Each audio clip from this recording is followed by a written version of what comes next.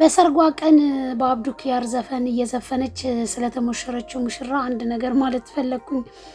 እንግዲህ እኔም እንደ አንድ ሶሻል ሚዲያ ተጠቃሚ ሰው በማየው ነገር ላይ ሀሳብ አስተያየት መስጠት ፈልጋለሁና ምን ተረዳው መሰላችሁ? አይሆንልሽም ብለውኝ በይፋ ሲያሙኝ ምናምን የሚል ነው ዘፈኑ። እኔ ዘፈን አዳማጭ አይደለሁም ከይቅርታ ጋር።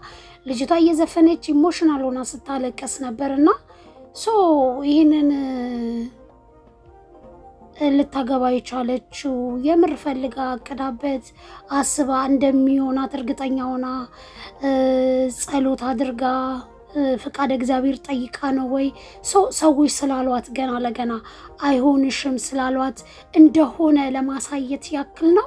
አንዳንድ ጊዜ የሰዎች አፍ መገኘት የሌለብን ቦታ ያስገኙናሉ፣ መሆን የሌለብንን እንድንሆን ያደርጉናሉና እባካችሁ ለሰው ብላችሁ ገና ለገና ሰው ስላገባ ማግባት ስለወለደ መውለድ ጓደኞቻችሁ በዙሪያችሁ ያሉ ሰዎች ጎረቤት አብሮ አደጓችሁ የሆነ ነገር ይለናል ብላችሁ የምትገቡበት ነገር ዋጋ እንዳያስከፍላችሁ። እኔ እንደዚህ ነው የተረዳሁት በነገራችን ላይ ማለት ነው።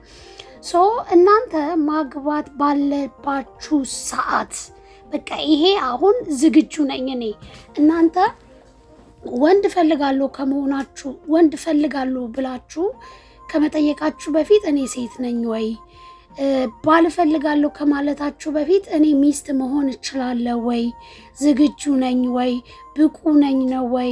ከዛ በፊትስ ፍቃድ እግዚአብሔር ጠይቃችኋል ወይ? ለትዳራችሁ ጸልያችኋል ወይ? ገና ለገና ሰዎች ምን ይላኛሉ ብላችሁ የምታገቡት ትዳር ዋጋ እንዳያስከፍላችሁ ተጠንቀቁ ጋይስ። እኔ እውነቴን ነው የምላችሁ ማለት ነው። ማግባት ባለባችሁ ሰዓት እግዚአብሔርን ፍቃድ ጠይቃችሁ እንጂ ማግባት ያለባችሁ እከሌ ስለወለደ እድሜሽ ሄደ የአካባቢውን የኢንቫይሮንመንቱን የሰዎችን አላገባችም እድሜዋ ሄደ ጓደኞቿ አገቡ ወለዱ ስለተባላችሁ ብቻ ልታገቡ ልትወልዱ እንዳታስቡ። ጌታ ነው ብላችሁ ከማግባታችሁ ትዳር ከመመኘታችሁ በፊት ራሱ ፈቃድ እግዚአብሔር መጠየቅ አለባችሁ።